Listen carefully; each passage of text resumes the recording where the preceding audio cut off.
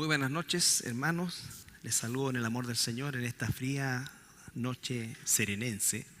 Y vamos a comenzar nuestro estudio con una oración. Señor, te damos gracias en esta noche por la oportunidad que nos das de reunirnos, la libertad que tenemos de hacerlo, Señor. Y oramos, Padre, por todos los que nos encontramos esta noche aquí. Te agradecemos, Señor, por cada uno de nosotros y también por quienes nos ven a través de nuestra señal. En el nombre de Jesús, amén. Amén. Bien, estamos entonces, ponemos correcto. Nosotros, antes de eso, por favor, hermano Mario, antes y antes. Ahí sí, vamos a partir de ahí porque no terminamos el ciclo de Josué la semana pasada. Bueno, nosotros estamos estudiando este programa, ¿no es cierto?, que se llama Las raíces hebreas del Nuevo Testamento. Y el propósito es que nosotros podamos tener una panorámica de lo que es el Antiguo Testamento y de esa manera poder tener un mejor provecho en nuestro estudio del Nuevo Testamento y de toda la Biblia en general. Nosotros como cristianos tenemos una relación en general, el pueblo cristiano, una relación un poco distante con el Antiguo Testamento. Normalmente nos relacionamos con los salmos, los proverbios y algunos pasajes insignes del Antiguo Testamento.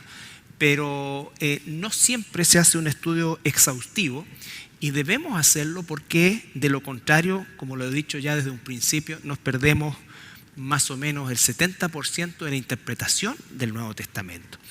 Jesús cumplió prácticamente todo su ministerio, fue un cumplimiento de algo que estaba escrito para él y que él haría, ¿no es cierto?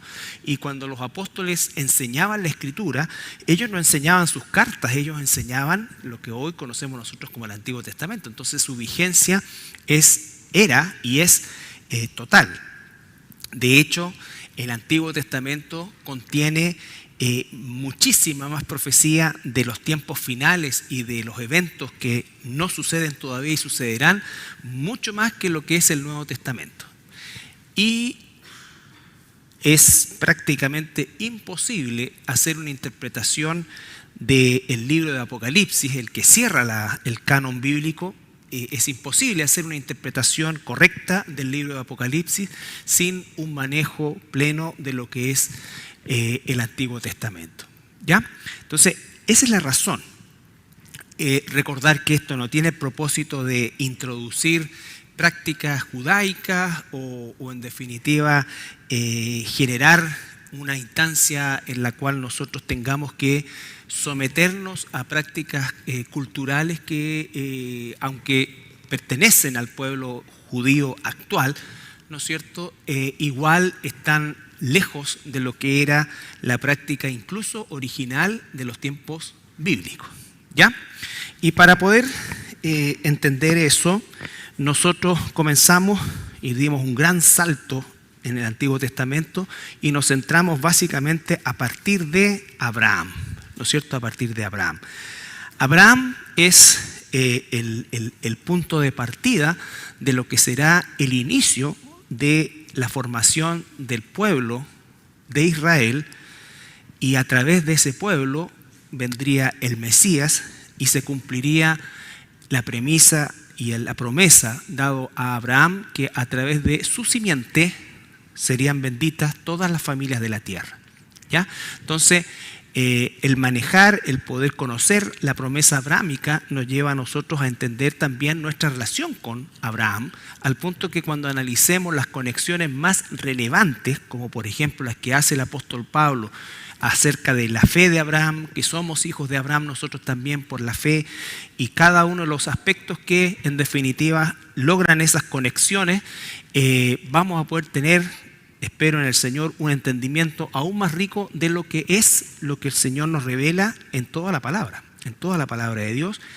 Y la culminación de esto es efectivamente que entendamos que a pesar de que nosotros somos de un origen bíblicamente hablando gentil, vale decir, no necesariamente tenemos un origen étnico hebreo como tal, de hecho muy probablemente no lo tengamos, somos un solo pueblo. Somos un solo pueblo. De hecho, el propósito de la venida de nuestro Señor Jesucristo es traer al único pueblo que Dios va a recoger el día de mañana y sobre el cual va a cimentar el futuro y la eternidad. ¿Ya? Recuerde, el apóstol Pablo dice que él derribó la pared que dividía a gentiles y a judíos. Pero cuando entendamos nosotros que a fin de cuentas nosotros somos ese Israel espiritual, ¿no es cierto?, que no opera bajo el concepto de una circuncisión física, sino que la circuncisión del corazón, vamos a entender plenamente lo único de este pueblo y que nuestro futuro se va a desarrollar, como lo hemos dicho desde un principio, en cielos nuevos, tierra nueva y una capital que se va a llamar la Nueva Jerusalén. Entonces, todo tiene relación con Israel propiamente tal, ¿ya? Entonces, pero para poder aprender e interpretar correctamente ese Israel, tenemos que conocer el Israel terrenal, y en eso estamos. Entonces, de Abraham, vimos que Abraham tuvo, y vamos a hablar acerca de la sucesión, Isaac, Jacob, sus 12 hijos, se forma la familia, por así decir, se cambia el nombre de Israel, entonces los hijos de Israel corresponden a esos 12 hijos. Posteriormente tenemos la historia de José, vendido a los egipcios, pasa tiempo, Israel entra en Egipto, habita en la tierra de Gosén, al norte de Egipto, en la parte más fructífera, en el delta del Nilo, y no vivió Israel 400 años exactamente como esclavo. Recuerden que pasa un tiempo y probablemente los primeros 50 años Israel gozó de todos los privilegios que le significaba haber sido la familia del segundo a cargo de Egipto. Pero al pasar del tiempo surgen faraones que no tenían ese conocimiento o no reconocían esa instancia y comenzaron a esclavizar a los israelitas. Ahora aparece la figura de Moisés, quien actúa como un libertador, y ese libertador los saca de Egipto y los debiera haber ingresado a la tierra de Canaán, a esa tierra prometida, pero todos ya sabemos lo que sucede en el desierto, y en un tránsito que debiese haber demorado en el mayor de los casos 6 meses, se transforma en un peregrinaje estéril de 40 años hasta que la generación de incrédulos muera, ¿no es cierto? Y así puede entrar la nueva generación en la tierra prometida. ¿Ya? La generación de incrédulos, Dios hizo el corte, todos aquellos mayores de 20 años que entraron al desierto, murieron en el desierto, vale decir, la población más joven murió de 60 años, ¿no es cierto? Y los otros, bueno, murieron, quién sabe, si entraron de 30, 40, 50 o más al desierto, pero ese fue el corte que Dios hizo. O, viéndolo de otra manera, todos los menores de 20 años que entraron al desierto son los que constituyeron la nueva generación, ¿ya? Y por eso es que Moisés escribe el Deuteronomio, que es una repetición de la ley, que es una especie de resumen de la ley, que está enfocada especialmente en esa nueva generación que va a ser finalmente la que va a conquistar la tierra de Canaán, ¿ya? Ahora, aparece la figura de Josué, ¿no es cierto? Y vemos que la figura de Josué de la tribu de Efraín se llamaba originalmente Oseas. Moisés, en el libro de Números, vemos que le cambia el nombre o hace una especie de modificación del nombre, combinando Yahweh, que es el nombre de Dios, con Oshea, que es salvación. Entonces viene a ser Josué, que es Jehová salva o salvación de Jehová, que es el mismo nombre que después va a recibir el Mesías, Yahshua o Yeshua, que es exactamente Jehová salva, ¿ya? Josué, Jehová salva. La siguiente, por favor. Vemos que Josué va a establecer su campamento y va a cruzar el Jordán a la altura de Sittim, justo en paralelo con esta ciudad de Gilgal, que va a ser la base militar de Josué durante el periodo de la conquista, ¿ya? Recuerden que el Jordán lo atraviesan también en seco, que los sacerdotes entran en el Jordán, se detiene el flujo del río y el pueblo pasa en seco. Y la primera ciudad que conquistan es la ciudad de Jericó, y de ahí se inicia este periodo de la conquista. Se establece la primera capital de el Israel, ¿no es cierto?, de aquel tiempo en la ciudad de Silo, ¿no es cierto?, donde se coloca el tabernáculo y se coloca el arca del pacto, y esa capital va a permanecer por cerca de 300 años hasta que David traslada el arca, ¿no es cierto?, a Jerusalén, ¿ya? La siguiente. Y lo que vamos a ver hoy día, que es la terminación del libro de Josué, es justamente la distribución de los territorios. Y esto también es muy importante porque la distribución de los territorios va a determinar la posición que van a tener las distintas tribus en la tierra de Canaán, que va a pasar a llamarse a partir de ese momento tierra de Israel, ¿ya?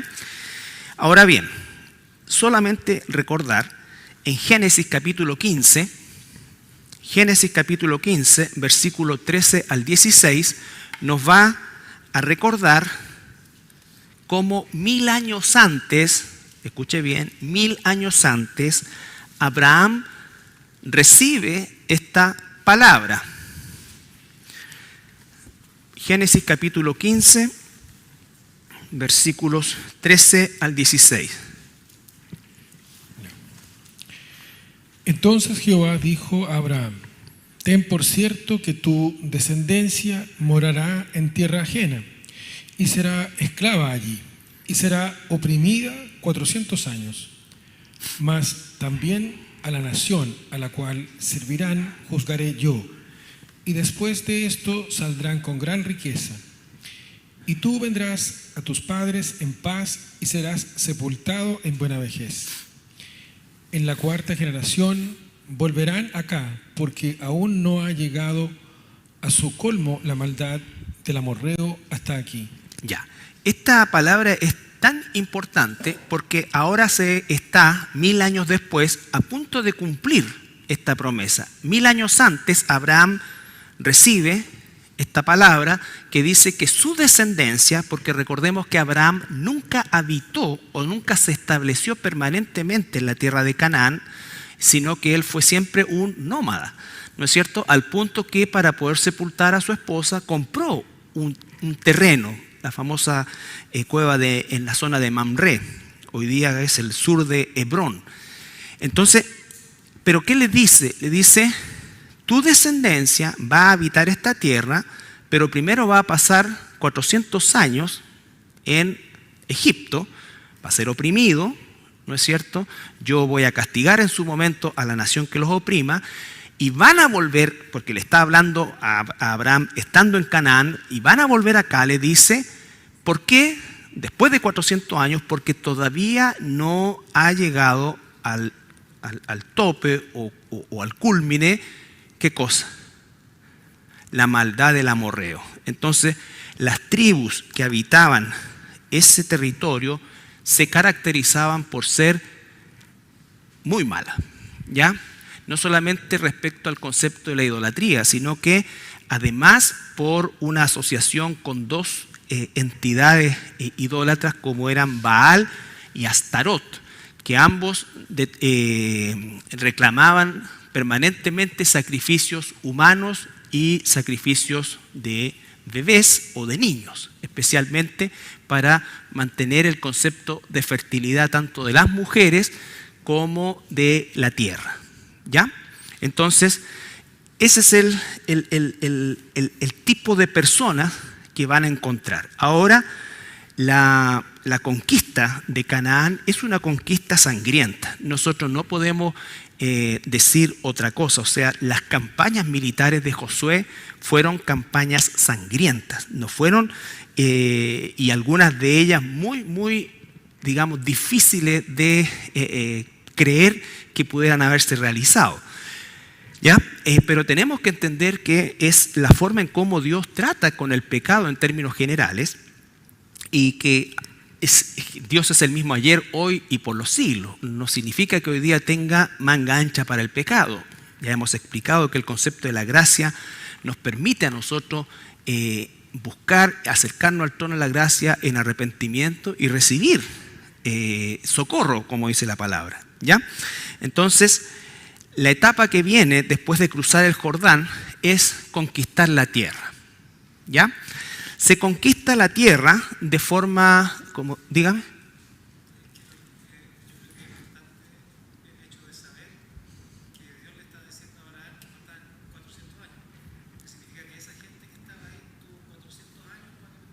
Claro. Lo que dice el hermano Jonathan, para los hermanos que están viendo en la internet, porque siempre me dicen, ¡ay, pasa el micrófono! Y especialmente mi hermana Sani de Iquique. Le mando un saludo a ella, que siempre nos ve.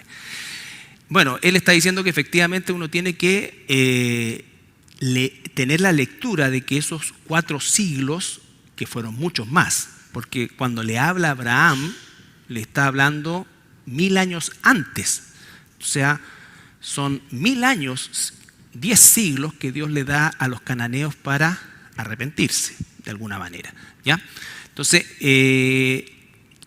la última parte son los 4 siglos, cuyo enfoque principalmente es en el tiempo que los israelitas estarían en Egipto. Recuerden que los israelitas entran como una familia de 70 personas y salen como un pueblo de más de 2 millones de personas que se transforman en nación en el desierto a través de la entrega de la ley a Moisés. Ahí tienen ellos un cuerpo legal y entonces ya se constituyen como una nación. Ahora bien, después de la conquista, que como digo es una conquista muy sangrienta, ¿ya? Se produce la división de los territorios, y no vamos a leer esto porque la idea es que ustedes y yo vayamos leyendo poco a poco la historia, si es que no la hemos leído antes, ¿no es cierto? Pero hacer el ejercicio de leerlo, estamos aquí dando grandes saltos en la historia para poder acercarnos mucho más pronto, si no terminaríamos en un par de años este estudio. Entonces, esta conquista que viene a cumplir esa promesa de poseer la tierra de los descendientes de Abraham, 1000 años antes, ahora está cumpliéndose. Y nosotros vamos a ver que hay una distribución de los territorios que se describen en el capítulo 14 al 19 del libro de Josué. Y vamos a ver también que hay 3 tribus en esta repartición. La Biblia dice que existe un sorteo. Sorteo tiene que ver con suerte, ¿ya? Ahora, no es como nosotros concebimos la palabra suerte, ¿ya? O sorteo, que para nosotros es una rifa, una apuesta o cosas. No. Y dice que es un sorteo santo. Por lo tanto, no se nos revela qué mecanismo se usó para el sorteo. Es como un poco la forma en que los sacerdotes veían o entendían en un momento determinado la voluntad de Dios, el sumo sacerdote, con las famosas piedras del Urim y el Tumim, que los tomaban de una manera, los lanzaban de una manera, y de esa forma Dios se manifestaba. Pero obviamente nosotros no tenemos la descripción de eso, ¿ya? Y claro que no la tenemos, porque si no ya estaría patentada por alguien, ¿ya? Entonces, existe este sorteo santo y hay 3 tribus que se quedan del lado oriental del río Jordán. Vale decir, lo que hoy día sería el reino de Jordania, Transjordania que se llama, ¿ya? Que era también una tierra de los moabitas y los amonitas. ¿Recuerdan ustedes quiénes eran los moabitas y los amonitas? Ya, muchas gracias. Bueno, eran producto del incesto de Lot con sus 2 hijas, ¿no es cierto? Nace primero Moab y después nace Amón. ¿ya? Y ellos forman estas tribus que se asentaron ahí y se llamó territorio de los moabitas y los amonitas. Y Dios dijo a Israel que ellos eran enemigos de Israel. Eran enemigos de Israel. ¿Por qué? Porque de alguna manera absorbieron la idolatría de Canaán. ¿No es cierto? Sin embargo, hay una moabita insigne, Ruth, que llegó a ser bisabuela del rey David. En hebreo hay una palabra o un acto o un hecho que se llama tikum. Tikum es como arrepentimiento, ¿ya? Y esta mujer hizo tikum porque los amonitas y los moabitas son primos de los israelitas, si vienen de Lot, que era sobrino de Abraham. No estamos hablando de gente semita, y él dice a su suegra: tu Dios será mi Dios, ¿no es cierto? Entonces ahí ella se vuelve.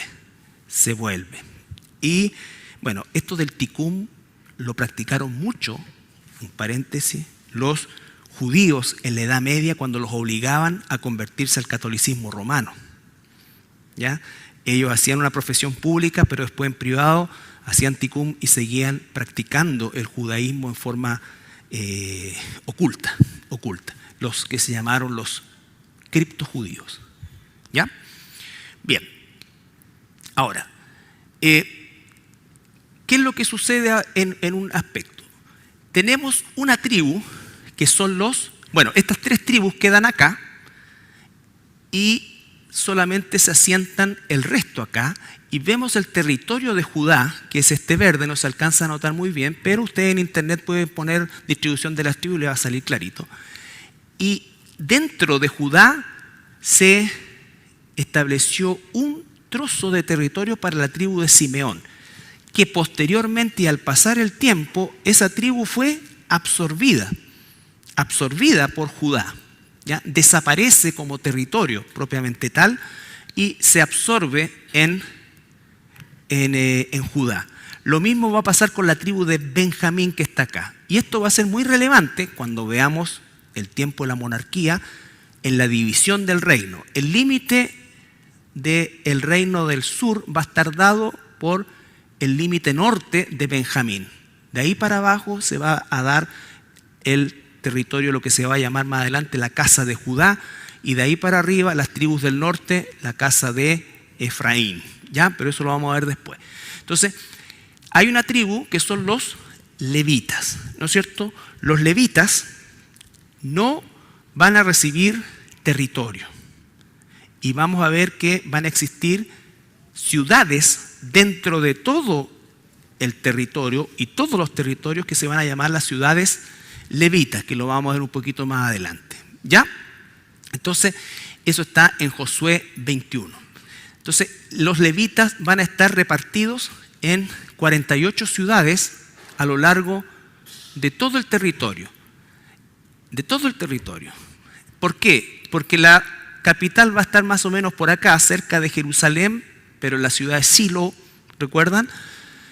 Y entonces los levitas van a ser los encargados de mantener la vida espiritual, por llamarlo de alguna manera, del territorio de los israelitas, ¿ya? Ahora bien,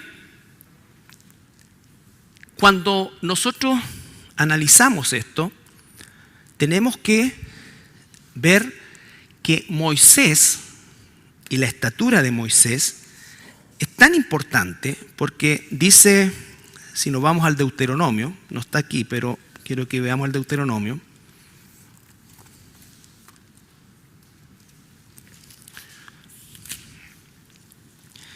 Capítulo 34,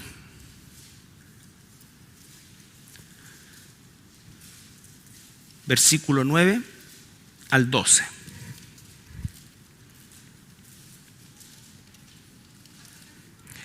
Capítulo 34, 9 al 12, Deuteronomio.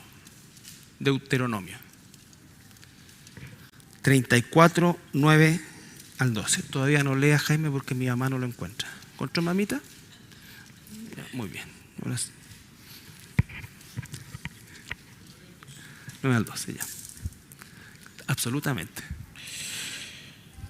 Y Josué, hijo de Num, fue lleno del espíritu de sabiduría, porque Moisés había puesto sus manos sobre él, y los hijos de Israel le obedecieron e hicieron como Jehová mandó a Moisés. Eso lo hizo, recuerden, públicamente Moisés, porque entendamos que el liderazgo de Moisés es un liderazgo irrepetible en el pueblo de Israel, y vamos a ver por qué. Ahora lo empieza a decir a partir del versículo 10.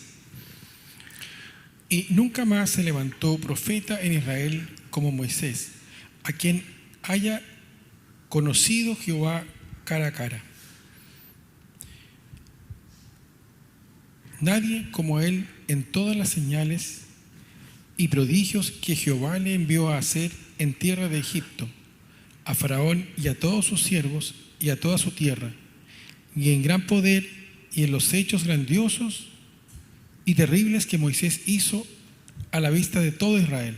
Ya, entonces Moisés, los israelitas que salen de Egipto vienen con un ADN, por así decir, de esclavo, ¿no es cierto? Salen a la libertad, pero permanecen en el desierto durante 40 años más, y el único tipo de liderazgo que conocen es el de Moisés, sumado a los 70 que se integran después para ayudarlo en la parte del gobierno político. Y existían dos figuras, Moisés y Aarón, que representaban tanto el liderazgo político, militar por parte de Moisés y el liderazgo espiritual por parte de Aarón. Cuando mueren estos dos personajes, aunque Josué es levantado y es presentado por el mismo Moisés e impone las manos, lo que entonces el pueblo lo asume, ¿no es cierto?, y lo acepta como tal, pero Josué no fue un líder espiritual. Josué fue un líder militar y político.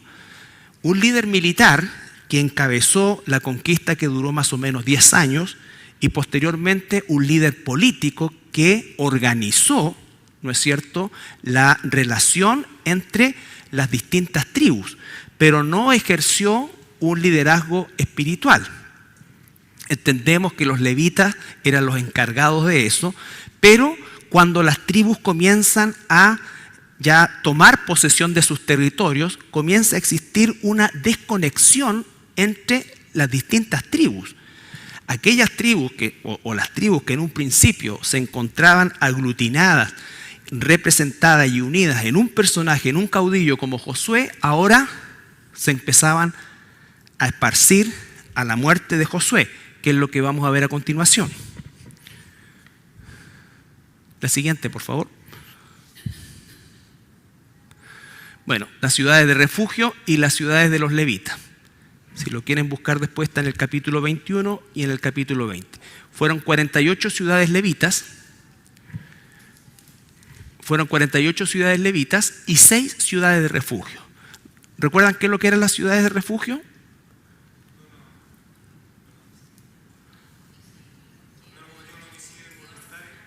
Claro. Las ciudades de refugio eran ciudades. Ahora, no es que existieran exclusivamente ciudades de refugio. Lo que era que algunas ciudades de las que se formaron en los distintos territorios se les asignó también el carácter de refugio, ¿ya? Y estaban repartidas también en el territorio. Y eran justamente eso, eran lugares o ciudades donde se albergaba, no siempre, no significa que cada vez que ocurría un accidente y moría alguien, la familia quería vengarse, pero casi siempre. Entonces, estas ciudades de refugio lo que hacían es que cobijaban y protegían a la persona que involuntariamente cometió un homicidio, ¿no es cierto?, en un accidente o lo que fuera, y esa persona permanecía resguardada ahí y tenía derecho a volver a su ciudad de origen cuando el sumo sacerdote moría, ¿no es cierto? El sumo sacerdote vigente moría. Podía darse en un momento que el sumo sacerdote recién estuviera comenzando su periodo, ¿no es cierto? Y la persona pasara muchos años o no volviera nunca, o que al revés el sumo sacerdote estuviese en las últimas y fuera por poco tiempo. Pero como fuera, ese era el límite de tiempo. Tampoco estaba obligado a volver, era, ¿no es cierto?, una posibilidad. Era una posibilidad, ¿ya? Entonces, y la ciudad de los levitas, como dije, eran ciudades, a los levitas se les entregó ciudades que en realidad eran lo mismo que la ciudad de refugio, eran dentro de una ciudad, era como quien dice una población, y se le daba también un pedazo de tierra que se llamaba ejido, ¿no es cierto?, que era un espacio de territorio donde ellos tenían sus cultivos y ahí se autosustentaban. Eso está en el capítulo 21 de Josué. Vamos a verlo para que no... Josué capítulo 21, versículo 41 y 42.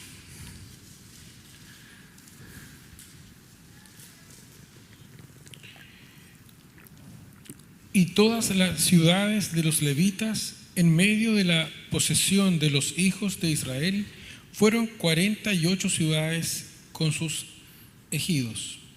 Y estas ciudades estaban apartadas la una de la otra, cada cual con sus ejidos alrededor de ella. Así fue con todas estas ciudades. Entonces se les daba una porción que se le llamaba ciudad, pero en realidad, como digo, era una especie de población, ¿no es cierto? Y era, también se le entregaba un trozo de terreno donde tenían cultivo para la autosustentación, ¿no es cierto? Los sacerdotes, los levitas no comerciaban, no recibían herencia, ¿no es cierto? Y eran sostenidos también en otras cosas por la misma población en la que se encontraban. Pero la parte, digamos, de su sustentabilidad alimenticia era dada principalmente por estos ejidos, que eran pequeñas parcelitas que se les entregaba. La siguiente, por favor. Entonces, ahí tenemos ya la misión de Josué, que era introducir a los israelitas en la tierra prometida, era conquistar la tierra prometida, ¿no es cierto?, con la promesa de que el Señor estaría en todo tiempo con él. Y el tercer elemento era organizar la repartición del territorio, ¿no es cierto?, incluida estas dos instancias de ciudades que se repartían en el resto del territorio. Esa es la misión principal de Josué y esto lo realizó en 30 años. Josué entra de 40 años al desierto y entra a la tierra de Canaán 40 años después, o sea, estamos hablando aproximadamente 80 años, y muere, dice, a los 110 años. Entonces, durante 30 años estuvo este proceso de conquista, organización, distribución, ¿no es cierto?, del territorio. Ahora, va a morir, por supuesto, Josué, y tenemos nosotros el relato de su muerte, su despedida, en los capítulos 23 y 24 de Josué. Y el versículo clave ahí es el capítulo 24, versículo 13 al 16. Josué 24, 13 al 16. Y os di la tierra por la cual nada trabajasteis, y las ciudades que no edificasteis. Perdón, recuerden que aquí Josué está hablando de parte de Dios.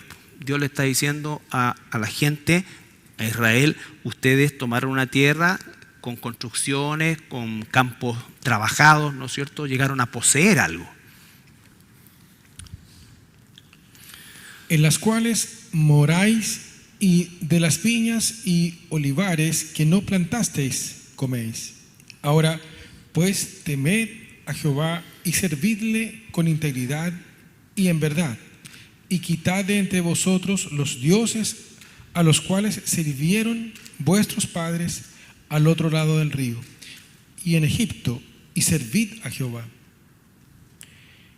Y si mal os parece servir a Jehová, escogeos hoy a quienes sirváis, si a los dioses a quienes sirvieron vuestros padres cuando estuvieron al otro lado del río, o a los dioses de los amorreos en cuya tierra habitáis, pero yo y mi casa serviremos a Jehová.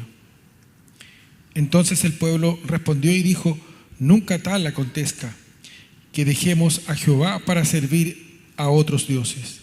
Ya, estamos hablando ahí de la generación con la que Josué entró a la tierra, ¿no es cierto? Fíjense en el versículo 15, dice, 14, ahora pues temed a Jehová y servirle con integridad y en verdad. Es exactamente la misma receta para nosotros. Temed a Jehová, servirle con integridad y en verdad. Jesús diría siglos después que el Padre busca adoradores en espíritu y en verdad. ¿Ya? Entonces, no cambia. Lo que Josué le está informando a este pueblo es exactamente lo mismo que todo hijo de Dios a lo largo de toda la historia debe buscar. Temed a Jehová, servidle con integridad y en verdad. Y dice, y quitad de entre vosotros los dioses. Ponga ahí cualquier tipo de idolatría que nosotros podamos tener que impida que nosotros tengamos a Dios y a su palabra en primer lugar. ¿Ya? Pero Josué le deja bien en claro a quienes sirvieron vuestros padres. Es decir, la idolatría de alguna manera siempre estuvo presente en Israel. Israel nunca estuvo libre de permitir que la idolatría se introdujera en su pueblo. ¿Ya? Y vemos la intención del pueblo, porque esto es una declaración de intención. El pueblo respondió: nunca tal acontezca, que dejemos a Jehová para servir a otros dioses. Y esa es una declaración sincera, con toda seguridad, pero es una declaración de buenas intenciones, porque vamos a ver a lo largo de la continuación del libro de Josué, que es el libro de los jueces, que esto no solamente no se cumplió, sino que es algo que realmente pone los pelos de punta, ¿no es cierto? Porque vemos una decadencia increíble dentro del pueblo de Israel. Pero nosotros no debemos mirar a esa gente, a esas personas con distancia, porque muchas veces nosotros podemos estar ahí mismo, ¿ya?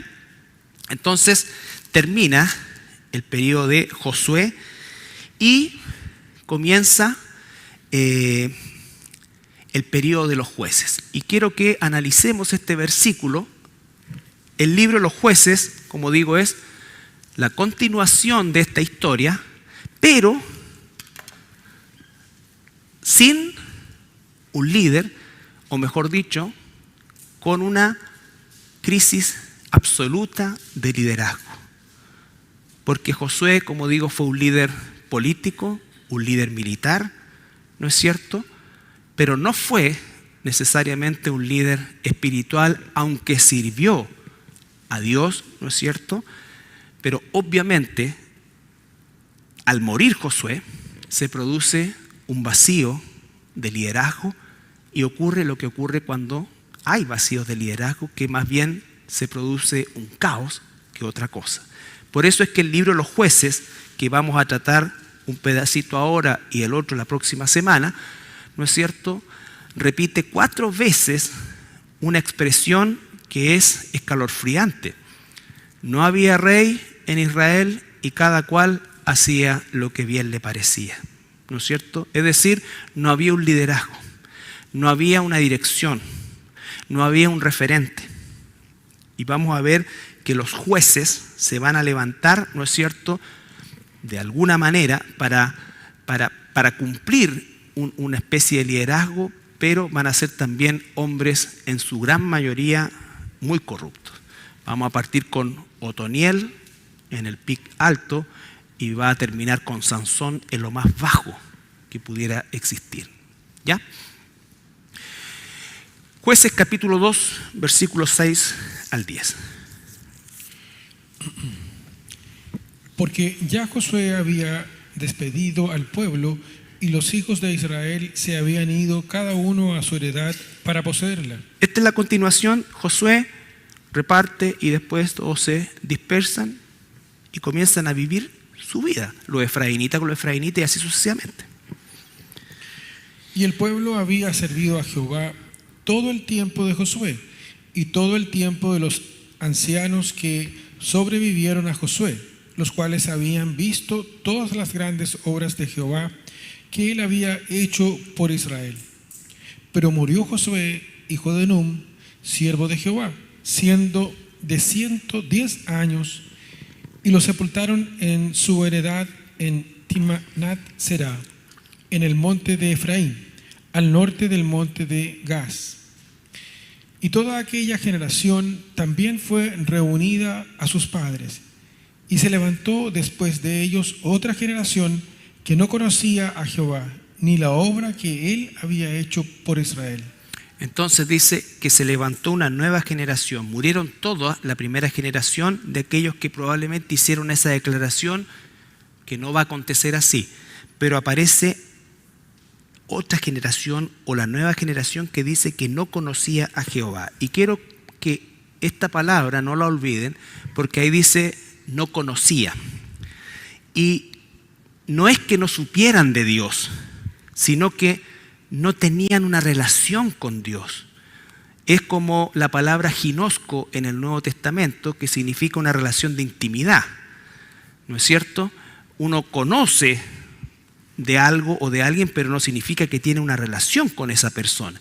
Entonces, lo que dice la palabra conocer ahí es la palabra yadá, que significa no tuvieron una relación de intimidad, es decir, no llegaron a tener un corazón inclinado a Dios. Sabían de Dios, sabían de lo que Él había hecho, sabían todo, pero no tenían una relación con Dios. ¿No es cierto? Y eso sucede muchas veces con las segundas generaciones. Con las segundas generaciones, aquellas que no participaron de los inicios de una iglesia, de un ministerio, lo que fuera. Y quizás tus hijos, mis hijos, tienen una visión. Muchos de ellos saben de Dios, por supuesto, si nacieron y crecieron en una iglesia, pero no todos tienen una relación con Dios. ¿Y eso qué significa? Significa que fácilmente van a ser absorbidos por el mundo. Van a ser absorbidos por el mundo. Entonces, saber de Dios no significa que conocen o que tienen una intimidad con Dios. Y eso lo vemos. Y lo vemos también porque muchas veces nosotros, en nuestro afán de que los jóvenes se integren, ¿qué pasa? Yo por eso es que cuando algún hermano maduro, antiguo y todavía vigente, ¿no es cierto?, me dice, mira, es que en realidad yo me voy a salir de esto para darle paso a los jóvenes, es lo peor que podemos hacer. Los jóvenes necesitan de nosotros, y los jóvenes necesitan de nosotros hasta que Dios levante a alguien que continúe el trabajo, si no, no. Los jóvenes no son el sostén de una iglesia, son las personas maduras. En Estados Unidos o en los países donde el cristianismo tiene muchos más siglos que nosotros, las iglesias más importantes y más sanas están lideradas por pastores de 80, 85 años. Acaba de morir el pastor Chuck Stanley con 90 años. Y son personas que dieron su vida, es decir, un pastor, mientras esté con sus funciones mentales adecuadas, todo y siga, es un elemento valiosísimo, y así cada uno de nosotros. ¿No es cierto? Porque las nuevas generaciones han crecido con una base que nosotros no tuvimos, y nosotros tenemos que proveerles a ellos, ¿no es cierto?, una base para que vayan más allá de lo que nosotros hemos hecho o lo que Dios ha hecho a través de nosotros. ¿Ya? Si no, nos va a pasar lo que pasó con Roboam, recuerdan, el hijo de Salomón, que lo vamos a ver también. Le pidió consejo a los jóvenes, y los jóvenes, como nunca le habían trabajado un día a nadie, se parecen a algunos, entonces dijeron, cóbrale. ¿Cómo se te ocurre? Cobran, si soy el rey, vive como rey. Nunca les costó, no tuvieron que pelear ninguna batalla, ninguna cosa. Es muy fácil gobernar o pretender gobernar en esa forma. Entonces la juventud siempre viene, como dice alguien, ¿no es cierto?, con ese rostro juvenil, lleno de... No, los jóvenes no pueden tomar el control mientras hayan personas adultas. Y hay que saber llevarlo. Pasa a todos los niveles. Hay un futbolista que empieza a resaltar, tiene 18 años el cabrito, y el Haaland de Macul, lo mataron. Lo mataron. Esos cabros saltan de un pan con mantequilla a dormir en el Sheraton. No lo llevan. No lo llevan. Y eso pasa también. Alguien que a lo mejor tiene ciertos dones, tiene ciertos talentos, se ve, hay que llevarlo, tiene que probarse. Tiene que probar fidelidad, porque tú le vas a entregar personas, ya sea en un ministerio de niños, ministerio de esto, ministerio de lo que sea. Yo le doy gracias al Señor porque tenemos mucha gente adulta de años, que tenemos nuestros pecados, por supuesto, que hemos caído, nos hemos levantado, todo, pero hay una experiencia de vida y de fidelidad dentro de nuestra imperfección que le da sustentabilidad a la iglesia. No nos engañemos con que los jóvenes, y a veces todo es por los jóvenes, no. Los jóvenes tienen que adaptarse, crecer, ¿no es cierto?, y desarrollarse. Josué, a los 80 años, entró a la tierra de Canaán. ¿Ya? Moisés mató a un egipcio a los 40 años y Dios trató con él 40 años. Y lo único que escuchó en 40 años, aparte de la voz de su señora, era be, be. Hebreos dice que Moisés era hábil en hablar, pero durante 40 años, escuchando solamente eso, se volvió hasta tartamudo. No era tartamudo, se volvió tartamudo. Es decir, le costaba expresarse. Y si alguien no está dispuesto a pasar por el fuego de la prueba, va a ser muy difícil que algo se sostenga sobre eso. Esta generación pasó eso. Sabían de Dios, pero eran progresistas. Empezaron a mezclar con los cananeos, a hacer alianzas con esto, a dejar vivir a a ver que el culto a Baal era como atractivo, y empezaron a corromperse, y finalmente se pierde el liderazgo. La siguiente. Y Dios, en su misericordia, va a levantar jueces, que no es la mejor traducción, porque para nosotros un juez tiene que ver más bien casi con un magistrado. Pero en este caso eran la palabra shoftim, que son caudillos, que principalmente liberaban militarmente a Israel de la opresión de los pueblos de turno que los oprimían. ¿Ya? Establece preceptos a través de estos jueces. La siguiente. Bueno, la fecha no sabemos bien, ¿no es cierto? Pero el autor es muy probable que sea el profeta Samuel, que es contemporáneo al final de este periodo. ¿Ya? Recuerden, Samuel se va a criar en el tabernáculo con Elí, ¿no es cierto?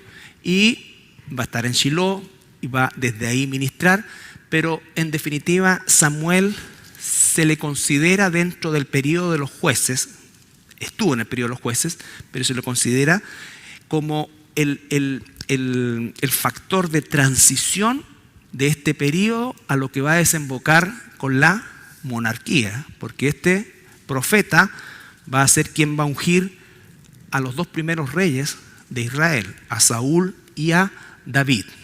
¿Ya? Entonces, eso es solamente una información. La siguiente. El contexto histórico de los jueces. Dijimos, en primer lugar, que la generación que se levanta después de la muerte de Josué y de esa generación era una generación que no temía a Dios. Sabía de Dios, pero no vivía para Él. Entonces, por eso es que puse ahí una trágica continuación. Se producen ciclos, ¿no es cierto?, de declive moral, arrepentimiento, rescate, y otra vez declive moral, arrepentimiento, y así transcurren 350 años, que es el periodo de los jueces. ¿Ya?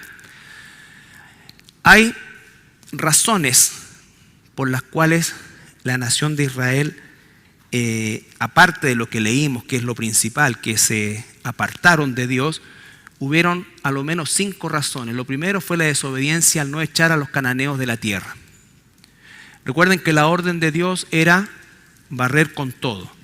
Bueno, Josué no lo hizo en su totalidad y sus descendientes no continuaron la tarea, sino que lo que hicieron fue comenzar a establecer alianzas.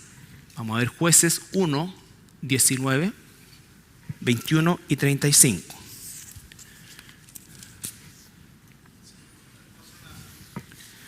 Momento. Sí.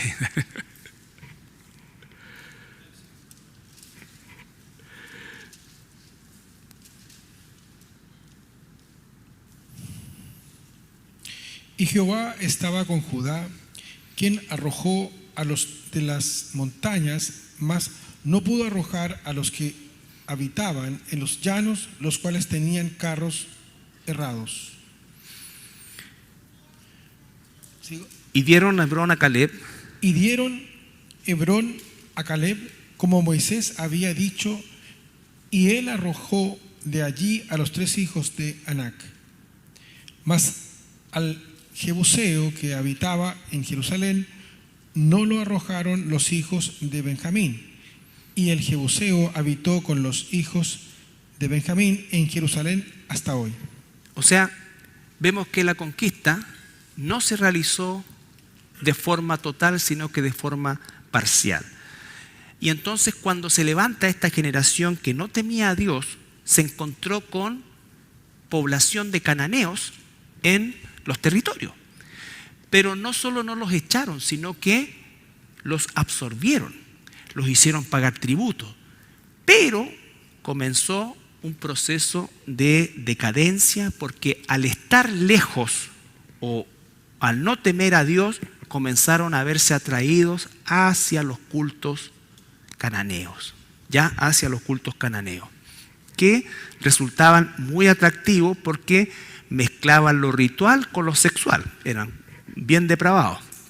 Entonces, el primer factor era lo que leímos en el capítulo 2, el segundo sería, o el primero de los que están acá, no expulsar totalmente a los cananeos.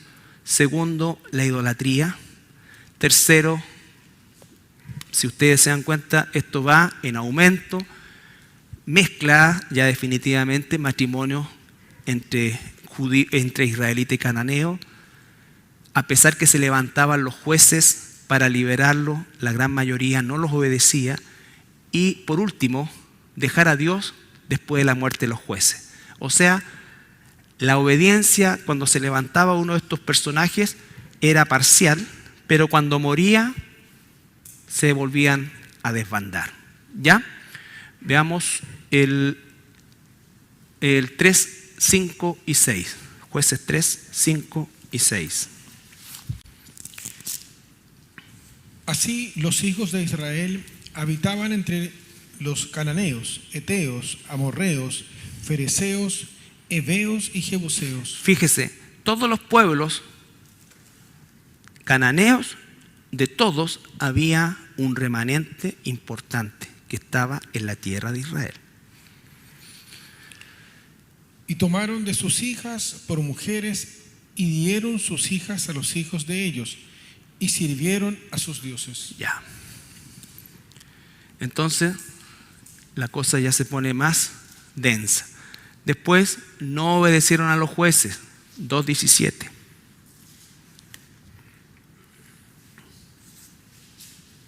(16-17) Y Jehová levantó jueces que los librasen de mano de los que les despojaban, pero tampoco oyeron a sus jueces, sino que fueron tras dioses ajenos, a los cuales adoraron, se apartaron pronto del camino en que anduvieron sus padres, obedeciendo a los mandamientos de Jehová. Ellos no hicieron así. No hicieron así. Los conocían, pero no hicieron así. ¿Ya?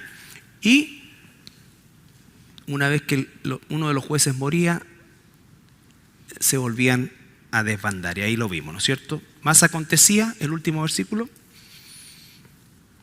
Más acontecía que al morir el juez, ellos volvían atrás y se corrompían más que sus padres, siguiendo a dioses ajenos para servirles e inclinándose delante de ellos, y no se apartaban de sus obras ni de su obstinado camino.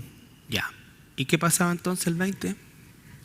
Y la ira de Jehová se encendió contra Israel y dijo: por cuanto este pueblo traspasa mi pacto que ordené a sus padres y no obedece a mi voz, Sigue.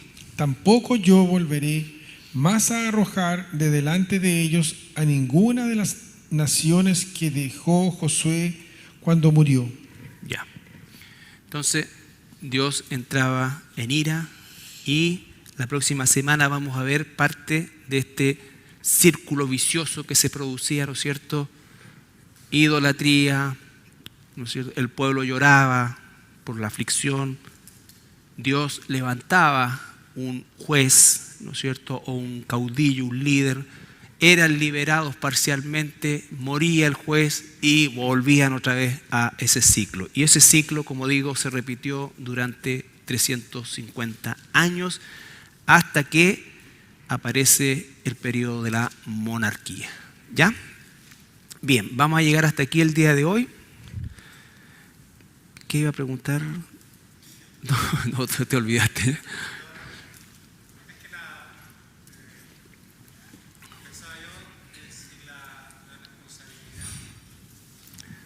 Si la responsabilidad del, o sea, el hecho que se murió Josué y toda la generación y después queda la embarrada, también no tiene la culpa de no haber traspasado. Sí, es probable. Es probable que sí. Es probable que sí. Y por eso es que existe una responsabilidad que no garantiza lo otro, porque de alguna manera esta realidad se va a repetir a lo largo del tiempo en la historia de la iglesia incluso, ¿no es cierto?